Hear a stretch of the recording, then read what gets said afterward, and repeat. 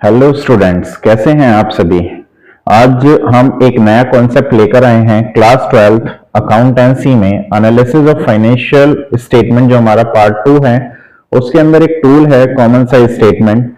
सबसे पहले हम ये समझेंगे कॉमन साइज स्टेटमेंट होता क्या है, कॉमन साइज स्टेटमेंट कितने टाइप से हम डिस्कस करेंगे, ये कैसे बनाया जाता है, और फाइनल एग्जाम के पॉइंट ऑफ व्यू काफी इंपॉर्टेंट कॉन्सेप्ट है। तो हम समझते हैं, आइए एक एग्जाम्पल के थ्रू।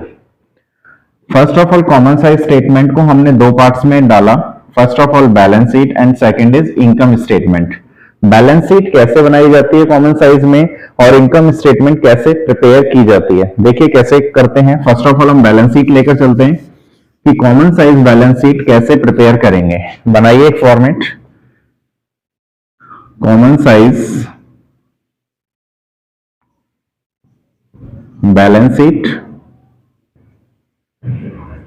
एज ऑन, जो भी डेट आपको गिवन हो वो डेट आपको लिखनी है।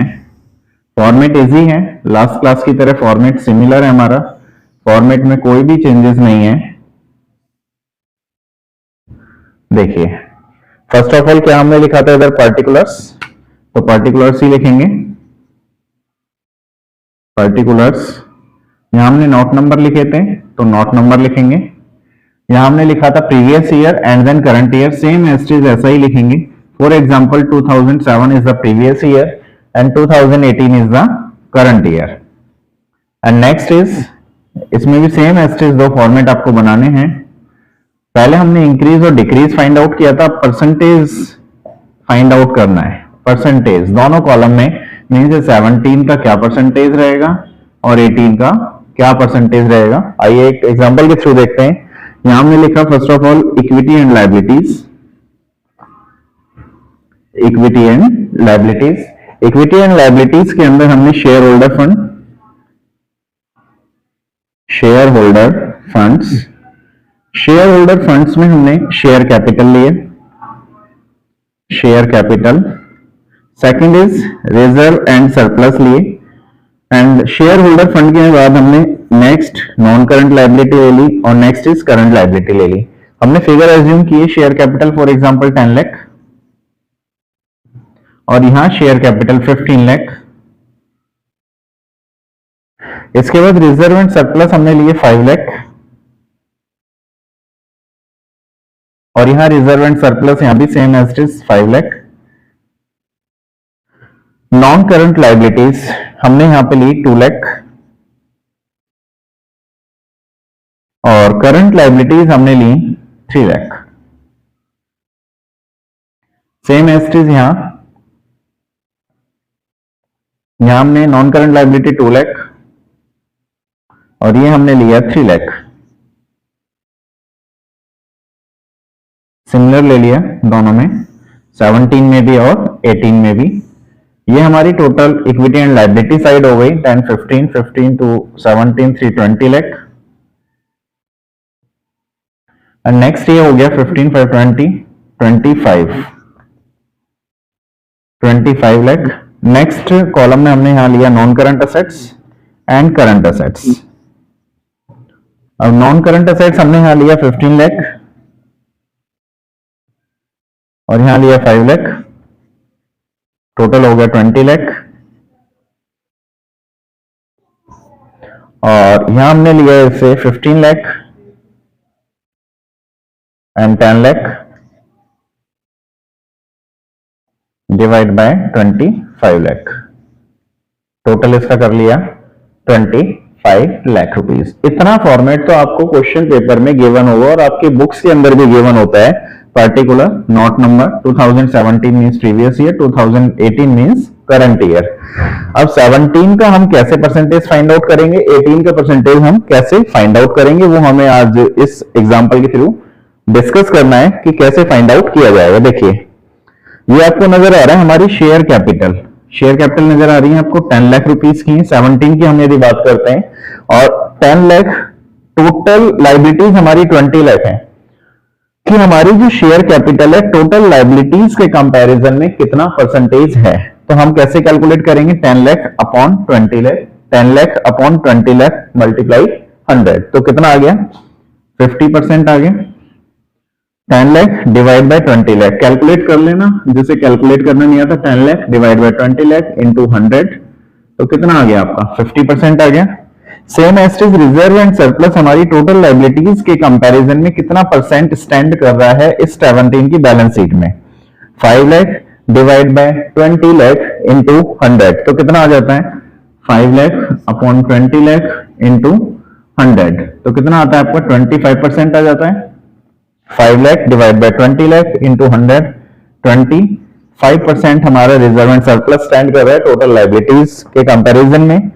Same non current liability 2 lakh divide by 20 lakh, 2 lakh divide by 20 lakh into 100, तो कितना आ जाता है आपका 10% आ जाता है, तो आपने 10% लिख लिया। Same as is 3 lakh divide by 20 lakh into 100, 3 lakh divide by 20 lakh into 100, तो कितना आता है 15% आ जाता है आपका, तो आपने 15% रख दिया। यहां तक बताइए कोई डाउट है किसी स्टूडेंट को, यहां तक किसी स्टूडेंट को कोई डाउट? और यदि इसकी परसेंटेज कैलकुलेट करते हो आप तो ये 100% ही होगा हमेशा, इसका टोटल भी देखोगे तो भी आपका 100% आएगा, 50, 75, 85 और 5, 90 एंड 10, 100% आ गया। Same as is 15 lakh non current asset stand कर रहा है टोटल असेट्स के कंपैरिजन में 15 लाख, तो कितना परसेंट हुआ 15 lakh divide by 20 lakh into 100, यहां कैलकुलेट कीजिए 15 lakh divide by 20 lakh into 100, तो कितना आता है आपका 75% आता है। And rest of the current assets is 25% and then total is 100%। यहां तक किसी स्टूडेंट को कोई भी डाउट है? हमने 17 का फिगर लिया, 17 के हमने इंडिविजुअल आइटम को लिया और इंडिविजुअल आइटम को टोटल आइटम से डिवाइड करके मल्टीप्लाई 100 से किया, तो हमारा कॉमन साइज स्टेटमेंट में पता चला कि हमारे शेयर कैपिटल टोटल लायबिलिटीज के कंपैरिजन में कितना परसेंट स्टैंड कर रहे हैं। सेम रिजर्व एंड सरप्लस कितना स्टैंड कर रहे हैं टोटल लायबिलिटीज के कंपैरिजन में। वन बाय वन हमने सभी को कैलकुलेट कर लिया। सेम एज इज 2018 का डेटा हम ऐसे ही कैलकुलेट करेंगे। देखिए यहां हमारा शेयर कैपिटल कितना है 15 lakh divide by 25 lakh multiply 100, 15 lakh divide by 25 lakh into 100, तो कितना आता है आपका 60% आता है। 60% शेयर कैपिटल स्टैंड करती है टोटल लायबिलिटीज के कंपैरिजन में। यहां देखिए 5 lakh divide by 25 lakh into 100, तो कितना आता है 20%। 2 lakh divide by 25 lakh into 100, 8%। 3 lakh divide by 25 lakh into 100, तो कितना आता है 12%। टोटल कैलकुलेट करिए इसका कितना आता है 60, 20, 80, 80 और 20, 100%। इसका टोटल भी 100 आएगा और ये आप कैलकुलेट करोगे 25 lakh divide by 25 lakh into 100, then 100% हमारा टोटल आता है। ऐसे ही हमें इसे कैलकुलेट करना है 15 lakh divide by 25 lakh into 100, तो कितना आता है 60%। 10 lakh divide by 25 lakh into 100, तो कितना आता है 40%। टोटल कितना आता है हमारा 100%। आपने कॉमन साइज स्टेटमेंट में एक छोटी सी बात समझी कि यदि हमें 2 साल का डेटा दे रखा हो, 3 साल का डेटा दे रखा हो या इंडिविजुअल 1 ईयर का भी डेटा गिवन हो, तो हमारा कैलकुलेट करने का मेथड थोड़ा सा डिफर होगा। हमें इंडिविजुअल आइटम लेना है, डिवाइड बाय टोटल आइटम लेना है, मल्टीप्लाई 100 करना है। Share capital divide by total liabilities into 100, reserve and surplus divide by total liabilities into 100, non current liabilities NCL divide by total liabilities into 100, CL upon total liabilities into 100। तो individual item की individual percentage हमने calculate की and then total हमने देखा 100% आ गया। इसमें एक नई बात हमें क्या सीखने को मिली? हमें एक नई बात ये सीखने को मिली कि अभी तक जब हम कंपैरेटिव स्टेटमेंट कर रहे थे तो हमने दोनों साल के डेटा को कंपैरिजन किया था, देन फाइंड किया था हमने परसेंटेज। अब हम ऐसा नहीं कर रहे, हम फर्स्ट ऑफ ऑल इसमें परसेंटेज फाइंड आउट कर रहे हैं वन बाय वन, 17 का अलग, 18 का अलग। अब यदि हम कॉमन साइज स्टेटमेंट में दोनों ईयर्स के बीच कंपैरिजन करना चाहें 17, 18 में, तो कंपैरिजन कैसे करेंगे? हम कहेंगे कि हमारी टोटल लायबिलिटीज के कंपैरिजन में 17 में 50% की शेयर कैपिटल स्टैंड कर रही थी एंड 18 में टोटल लायबिलिटी के कंपैरिजन में 60% की शेयर कैपिटल स्टैंड कर रही है। तो हमारा कितना इंक्रीज हो रही है शेयर कैपिटल लास्ट ईयर के कंपैरिजन में? 10% इंक्रीज हो रही है। Same reserve and surplus last year यानी कि 17 में 25% स्टैंड कर रहे थे टोटल लाइबिलिटीज के कंपैरिजन में, और 18 में 20% स्टैंड कर रहे हैं टोटल लाइबिलिटीज के कंपैरिजन। मींस इस साल हमारे रिजर्व्स कम है लास्ट ईयर के कंपैरिजन में। तो आपने समझा कि common size statement first of all percentage find out करना है one by one, and then हम कंपैरिजन कर सकते हैं कितना परसेंट इंक्रीज डिक्रीज हो रहा है टोटल लाइबिलिटीज टोटल एसेट्स के कंपैरिजन में। बताइए यहां तक किसी भी स्टूडेंट को कोई डाउट है? इसमें भी सेम एस्ट्रिस वेटेज वही रहेगी हमारी, जैसे मैंने कल की क्लास में बताई थी लास्ट क्लास में कि 17 का पूरा कॉलम ठीक है 1 मार्क्स, 18 पूरा कॉलम ठीक 2 मार्क्स, 17 पूरा कॉलम ठीक 3 मार्क्स एंड 18 पूरा कॉलम ठीक 4 मार्क्स। तो 1 बाय 1 मार्क्स डिवीजन होते हैं और इसी तरह से हम मार्क्स गेन कर सकते हैं। इतना फॉर्मेट आपका पेपर में बना हुआ होता है, एज इट इज आपको उतार लेना है, बस आपको थोड़ी सी मेहनत करनी है 17 और 18 में।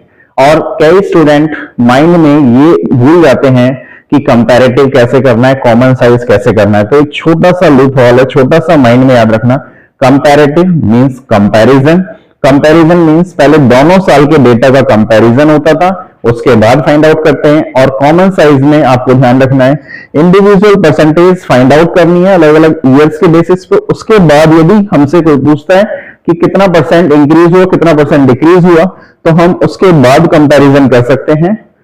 एंड देन क्लियर है सभी को? यदि फिर भी इस वीडियो में कोई भी आपको प्रॉब्लम आती है, कोई भी डाउट आता है, तो मुझे कमेंट सेक्शन में बताइए, मैं इसका और भी सिंपल वे लेकर आऊंगा इस वीडियो में कॉमन साइज बैलेंस शीट का, जिससे कि आपको सुटेबल हो और फाइनल एग्जाम में आप क्वेश्चन को पुट अप कर सकें। Okay, thank you.